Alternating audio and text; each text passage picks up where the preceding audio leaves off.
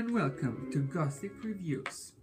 Today we are presenting last year's Halloween haul from Fire Mountain Gems and Minerals.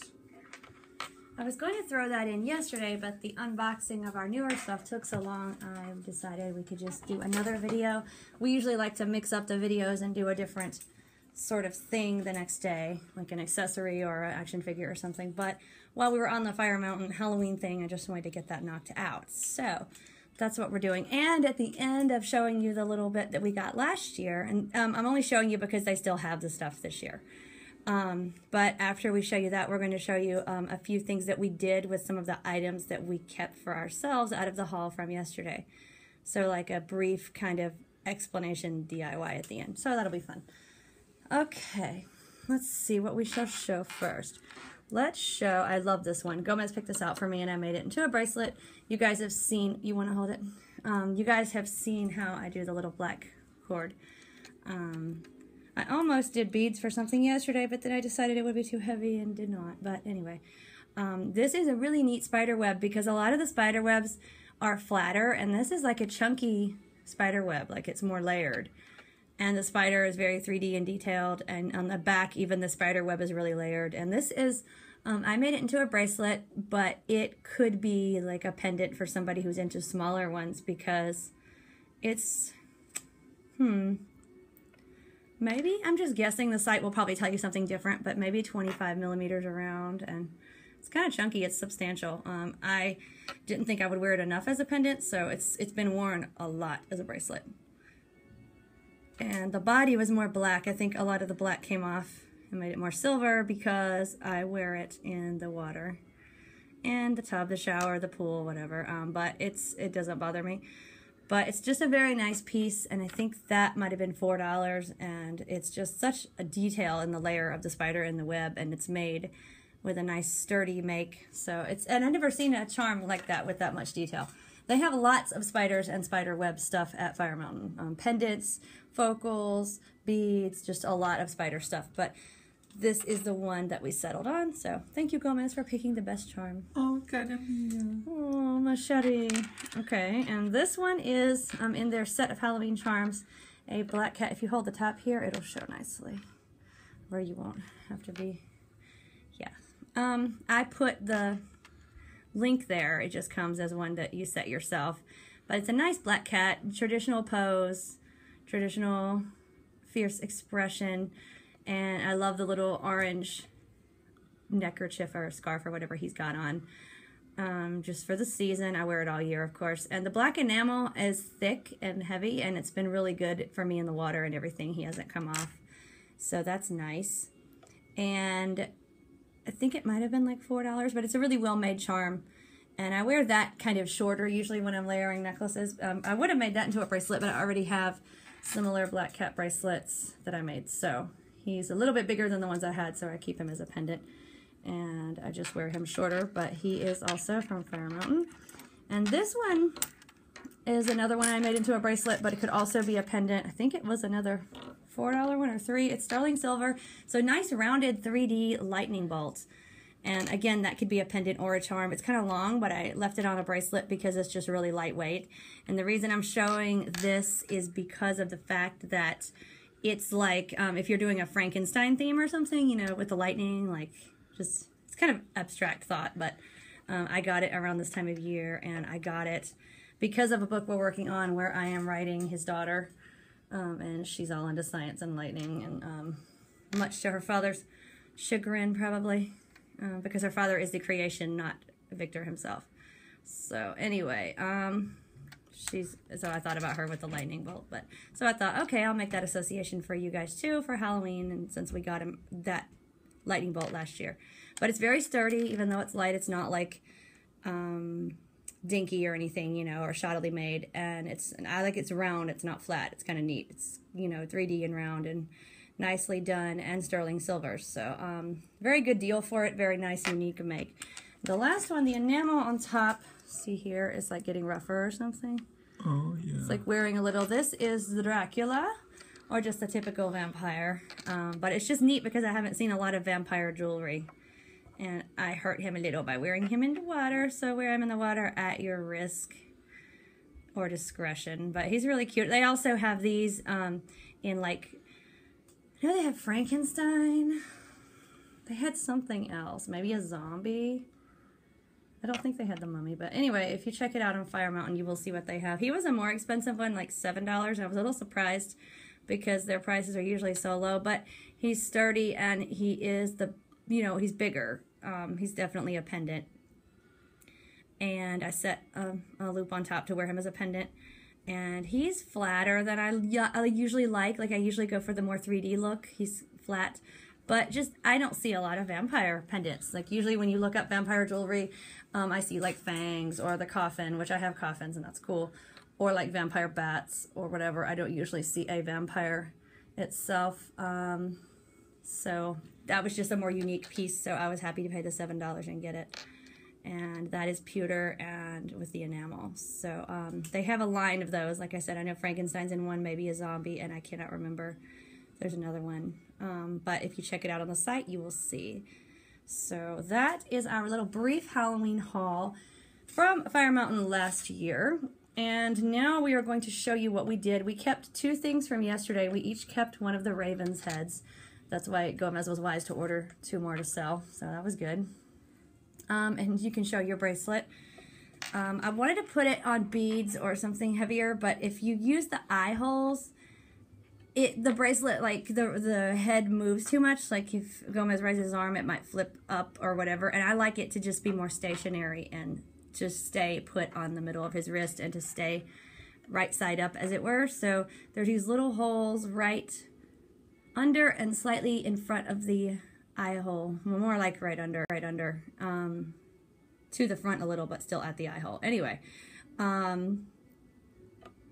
so I had to use the elastic stretch cord that's nylon coated that I've gotten a kick of using lately when I don't want to do beads.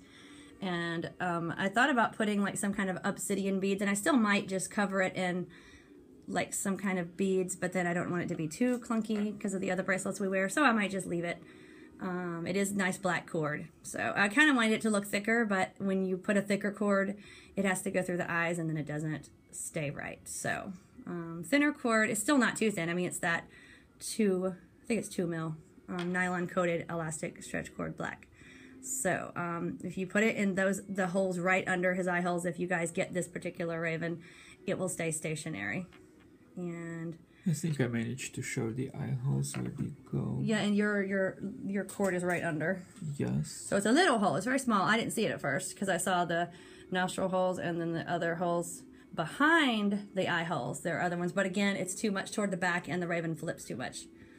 And I guess the eye holes, because they're large, it's a good thing, but then it gives it maybe too much room to move, so it flips too. So I found the perfect holes. They're a little bit smaller to see. Right under the eye holes, and then he stays. And I have mine on too, but I have more bracelets today than Gomez, so I wanted him to show his off first because I still have my bat here, then my raven, then my mandrake root from an earlier video that we did a DIY on. So anyway, I wanted him to show his. But the bat charms yesterday that I showed, with the cute little bat upside down with its wings kind of in that half unfurled pose, very 3D. I wish it was big, you know, like a big pendant. I would love that design. Because I do have a pendant with we're going to review later where he's sleeping and his wings are wrapped around him, which is cool. But anyway, if this was just a larger pendant, that would be cool. But it's not, so I thought, well, if I keep one, I'm going to make it into a choker. So I did, and I wanted to show you guys and show you what I did. So we're going to see me in it nicely first, and then I'll take it off, and then Gomez can give you a better look. Let me move Chucky. The knot in my cord was moving around to the front, and I have this thing where I hate it when it does that, so I have to turn it. And then when Gomez doesn't turn his, it creates an issue. I get all OCD and go turn his, and he's like, get up, get up. And I'm like, well, if you would do it yourself, Machete, I wouldn't have to. But I like the touch of your gentle hand. Then don't complain when I turn your knot around. But it excites me to complain. That's how we roll. Ah, okay, good to know. Well, next time when you're complaining, I'll just remind you that you're excited. Oh, I would remember every time. The reminder is unnecessary. Okay. So I took this red silk ribbon and I took a bead, you know, those long tube beads. It's a silver tube bead, but it has slats in it. So what I did was I wanted a slide look for the choker instead of just a jump ring. So I actually used a tube bead that is not meant to be a bail, but I'm creative like that. So I took a tube bead and I got one that had little slats and holes in it, just like little striations that are open, and I attached a wire link to the tube bead and then attached it to the bat so that it hangs from the velvet ribbon from a little slide that just looks a little bit fancier to me than a regular jump ring and gives the bat a little bit of a drop. He is little, so I want him to be noticed and just give it an extra little. I'm trying to focus on his face. I'll take it off too, that might help. And you can show the top slide. Yes. I will undo my ribbon. It's just a nice wide red ribbon, which I like the look of for a choker. And now you can have him, and then show the little top slide bead. And it's a tight fit, so it doesn't move around and run into the knot and annoy me. So that's just lovely. Okay, now his face. There you go, Betty. Very nice detail for such a little charm. It's nice in 3D, and like I said, we showed those yesterday. I'll sell the other 3, but I decided to keep one just because the pose is so unique and nice. So just wanted to throw that in there, what we did with our stuff that we ended up keeping yesterday. Just a little backtrack to the raven bracelet, raven's head bracelet. Skull, raven, skull, head, yeah. Okay. I tied a little knot on either side of mine so that he doesn't move around to his knot, and I need to fix Gomez's later and do that. So you don't really see the knot. It just keeps him from going around to the back where his, you know, like little ribbon knot is or whatever. It's not that noticeable, but it's just, it doesn't. Think the knot is more visible on mine. Yeah, that's why I said I need to fix yours. Yeah, I need to clip it, and I just was in a hurry when I gave it to you, so yeah. It'll be fixed today because I'm OCD like that. It'll be lovely and good, and he won't move, and the knot will be shorter, and everything will be lovely. Perfection is our standard. Yes, it is. And yesterday we were just doing a bunch of stuff, and I just wanted him to get to try it on and just kind of, but And just for fun, I'm showing Chucky, even though he doesn't belong here. Chucky's like, I need my attention. Yes. I finally got to wear Chucky today with my. It's funny, I'm wearing like all goth and my bats and like the raven skull and this red velvet dress. I'm all summer goth, and then I have Chucky, and I put him on, and I'm thinking, you know, I don't know how Chucky as a guy and not an effeminate guy is going to feel about this outfit. Like, you know, if I wore him with a t-shirt or something, maybe he would like that better, or just something different. But then Gomez goes, well, if you think about the dress being red like blood, and, you know, he's got his knife there, he's all into blood, like, obviously. I'm like, oh, yeah, okay, well, if you think about that, and if Chucky focuses on the color of the dress, he might not mind being worn with such a pretty feminine style. So everybody's good. Chucky has not killed anybody today, so he must be good with the dress. So now Chucky has had his spot in the spotlight. But it's good he brought up Chucky, actually, because just to say, you know, we did this review of the Chucky and Predator keychains, and, you know, I said we were going to turn them into pendants there, but now we have. They're on cords, they're pendants. And here's Predator for comparison, by the way. Yes. I said he should show off Predator. He had him under his shirt earlier, and I said, take him out and show him off, because I was getting all these compliments at Joann's on all my stuff. And, of course, told the lady about our awesome channel. And if you love Halloween, you'll love our channel. So check us out. And she said she would subscribe. So I hope she does, because she was very cool. And anyway, so that was a fun time. But I said, you know, if you'd had your Predator pendant out of your shirt, you could have gotten some good attention, too. So now he's getting his YouTube attention with Predator. He's like, so... Yes, they make lovely pendants, and they're not too heavy, even though they're large. I was afraid at first that Predator would be kind of too heavy to wear when I saw him. Like, whoa, I knew it was going to be big, but he's sturdy, but he's made lighter weight than he probably looks. It's still, you know, got a good weight, but not to the point that you would think he would be uncomfortable to wear. So if any of you are thinking about getting him, he's awesome, awesome. I'm not going to backtrack and do that again, because we already did that review, but feel free to check it out if you didn't see it. So this has been our last year's Halloween haul from Fire Mountain Gems, with a few other things thrown in for fun. So if you enjoyed this video, please like, subscribe, share, leave a comment if you like, especially if you end up going to Fire Mountain and getting anything. Tell us what you got. they're definitely a cool place just to go exploring online, all the different stuff they have, especially their sales. But I love the Halloween stuff. And the Christmas stuff is kind of unique too.